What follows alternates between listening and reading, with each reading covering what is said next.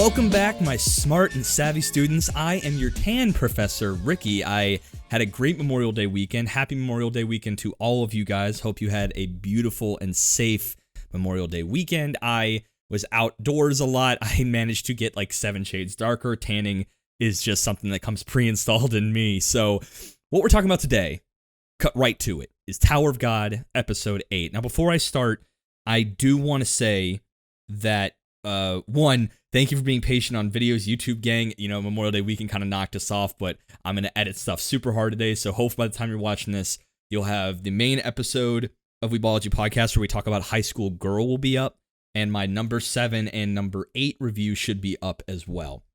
So let me set the stage for all of this. Where we started episode 8 is we're in the midst of a tag game. The remaining people who have not been chosen and without a shadow of a doubt passed their particular position assessments have been grouped into 2 teams that will kind of go one after another. And the whole point of this game is that one person on that clustered team is it, and the other team is consisting of one ranker named Khun, that red-haired spiky dude who seems to just not have any sense of control or nuance, if you will. So at the beginning of this episode, he has already kind of made his way in, and he is kind of blowing up their plan A, which was basically have Shibizu lure the ranker in while Anak, their it, and one of their fishermen basically try to snipe him out with the Green April. This clearly doesn't work, and it pisses him off, and that is where we start this episode. So it looks as if Khun, being the leader, says, we're pivoting to plan B. Ooh, plan B. Plan B consists of Anak escaping and getting into the elevator that goes to the top of this battleground, so this tag ground, so to speak. And this would force the ranker to have to take the stairs all the way up, allowing them to concentrate attacks on the way up, since they know exactly where he has to be. He sees this plan and decides to be a courteous opposing team member. What a cocky dick. He is a ranker after all. It makes a lot of sense. He basically says, I'm going to give you 111 seconds as a head start. Get to where you got to go. Plan B doesn't mean anything to me. Screw it. And it turns out they needed every bit of those 111 seconds because we see Khun go off in terms of Shinzu physical enhancement. Now, he's been limited in this game, so basically he doesn't, I guess, kill anybody, but that didn't even seem to matter. Even with limited amount of Shinzu at his disposal, he is waxing people left and right without any hesitation. Ooh. So Shinzu enhancement seems to be a common usage for Shinzu, not necessarily blasts. We have Anak, it's going to take her 10 minutes to get all the way up the elevator. They have 10 minutes to basically slow Khun down and allow for enough headroom for Anak to get to the top of this playing field, which is counting as a win condition. If you can get your it up there, your team does win. So, when Khun finally makes his way to the top of the stairs into the bridge that goes into the final room, he's met not with Anak, but Khun, actually. And he's like, bro, what happened? Where did she go? And Khun replies, yeah, she jumped. She just jumped. This bridge is hundreds and hundreds and hundreds of feet up. So her jumping down under the guise of, oh, she's a princess of jihad, she knows a little Shinzu herself. He's not buying it. The second he sees it, he kind of realized what just happened. We get a little exposition from the other rankers that are watching with the people who don't have to take this test, like Rak, our boy, who is in an eating contest with the other spear bearer, and that just warms my heart. So they are talking about how he could have copied the tag, and now a fake one is with Anak, but it has been revealed that the tags themselves have been enhanced with Shinzu to allow for it not to be copied or compressed, essentially sniping out a possible plan for Khun. However, Khun realizes something that he actually didn't copy the badge, but he copied the lighthouse, the cube that the light bearers sit in to gather information. And that's brilliant because you can control it in a very slow manner, and he lowered Anak down into the darkness to make it look as if she is down there. If you want her, you got to jump. And he's like, okay, I'll jump. But what happens when I take you with me and you're a pancake on the ground and your lighthouse disappears? So Anak also falls. Ooh.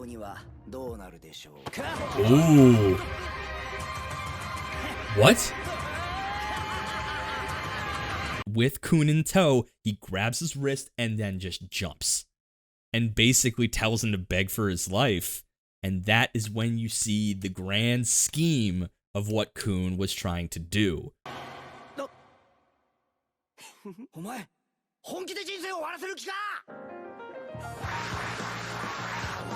Nice.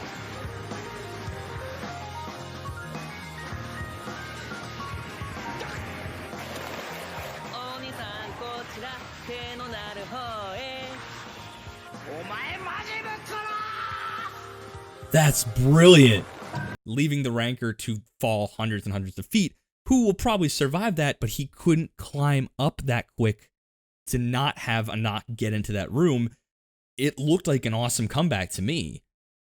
Until, as Anak is running, she sees in the doorway, Khun made it all the way up there in a matter of seconds.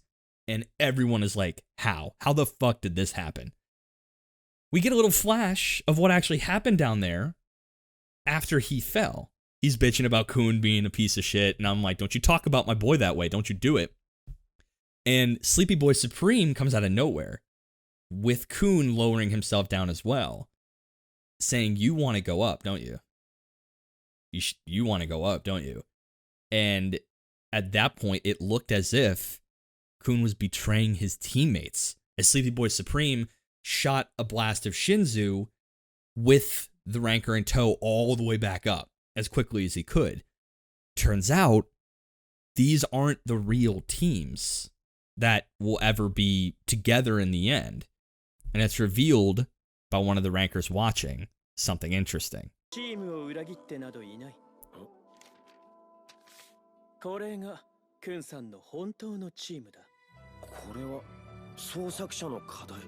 A チームは負けなければならなかった。B チームにできるだけ多くのヒントを残した。Real team. テストを勝ち進むために、彼は塔に持っていく荷物を整理した。Now hold on. This is a big timeout for me. Because Khun, up to this point, has always been very, very good about protecting Bomb and trying to make sure he climbs the tower with him. But it's never been to the detriment of other individuals. This level of, trying to protect Bomb's climb just went nuclear on everyone else's Team A. He was willing to sacrifice to make sure Bomb goes through. Now, I'm really curious. I am speculating. Let's not get that twisted. But I'm starting to think that Bomb's protectedness by Khun is not a matter of, oh, Bomb, you're just a really cool guy. You're just super G-dang swell. Like, you got a cute face. No, that's not what this feels like anymore. Because as it's been established, a lot of these individuals have a desire to climb the tower. And I mean really deep desire. Ho, for example, we talk about him in a second, but in the last couple episodes, we've been seeing flashbacks of his people being ruthlessly hunted down for their horns. So his motive is revenge or some kind of rectification of the atrocities that happened to his essentially species. Maybe that's a huge lofty goal. That's huge.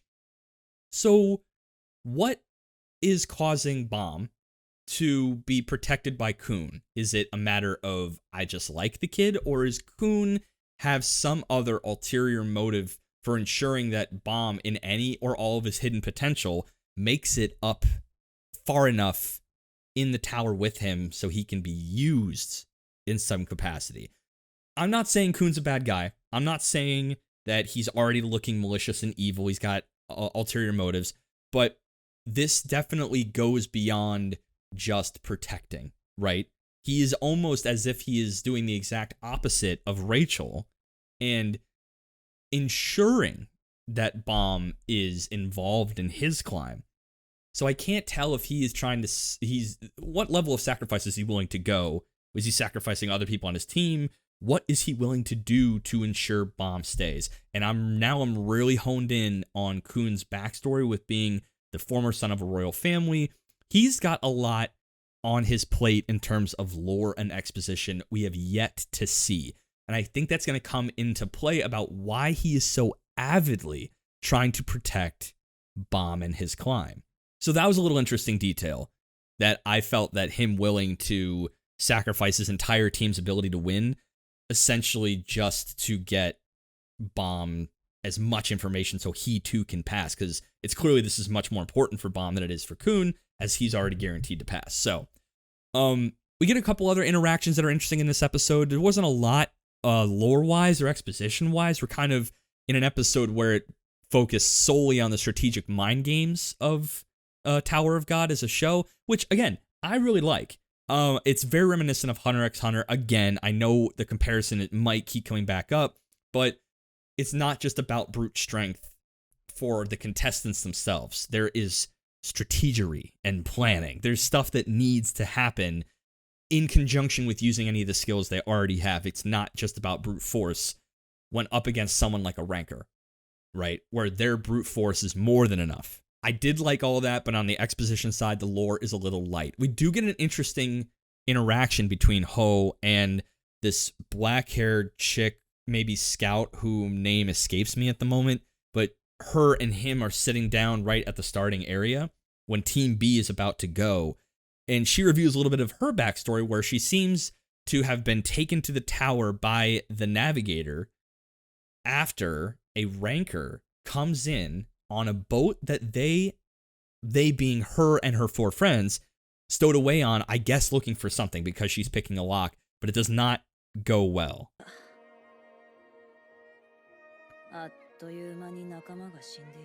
Oh, wow.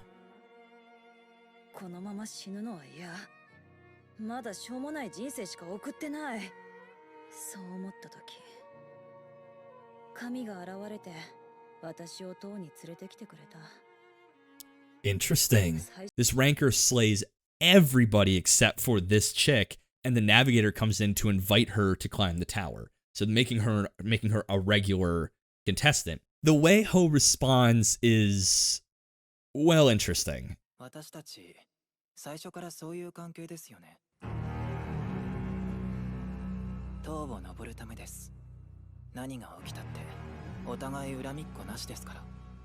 Ho's gone dark, dude.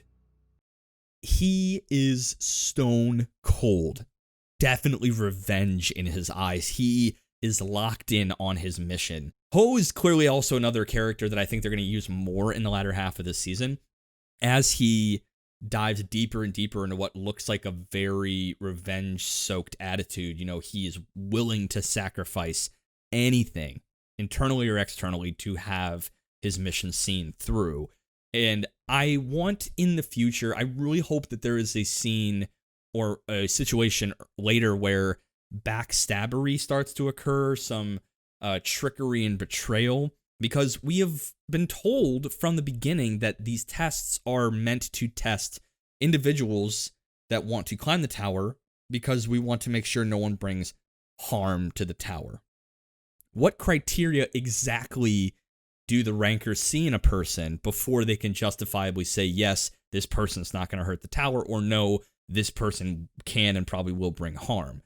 So from characters willing to do anything to see their mission out, be it Khun protecting Bon at all costs, and Ho willing to kill anybody that gets in his way, in a situation where trickery might be implied, I guess, or used, or I imagine there's going to be a test sometime in the future that is going to encourage some backstabbery. And will these characters so obsess with their mission, be it Rachel, be it Ho, be it Khun, do something that is unsavory to the criteria that the rankers are basing all these people on to climb the tower and be good enough people not to harm it, that would make for very compelling stories, because it's clear that, I don't know if, the people that climb, are they being tested on having a pure heart, pure strength, pure, intelligence, or some combination of the three. I want to see someone get kicked out of the tower for doing what they think is necessary. We have not really come across any incredibly life or death situations quite yet. I think the Battle Royale we did a little bit. But in terms of the people that are here now, we haven't seen anybody get into a truly life or death situation and be confronted with that. So I want to see how these relationships that they're clearly building up get twisted as they go up the tower. This might be why Rachel doesn't want to be associated with Bomb or most other people, because maybe she knows something that everyone else doesn't. Maybe that there is knowledge that, hey, you might have to kill somebody really close to you as you climb. Because it's very obvious they're really trying to build these relationships, and people are willing to sacrifice a lot to maintain those, like Khun. So I want to see these relationships strained for compelling storytelling, because that right here, you have everyone almost in a narrative petri dish that are just kind of growing closer and closer to each other. Now what happens when all of that interpersonal effort is then strained? What happens then? But I also have a hunch that there's probably going to be a 1-5-person team that make it to the top, given the fact that Yuri, the Princess of Jihad, who was labeled the best fisherman of all time, why would that still be important even after she's climbed it? Unless those positions get etched, like in history, in the tower or something, like this is the wave controller that climbed in this go. This is the person that, was the light bearer at this climb. So I anticipate that there might be you are the winning squad and not necessarily the winning person.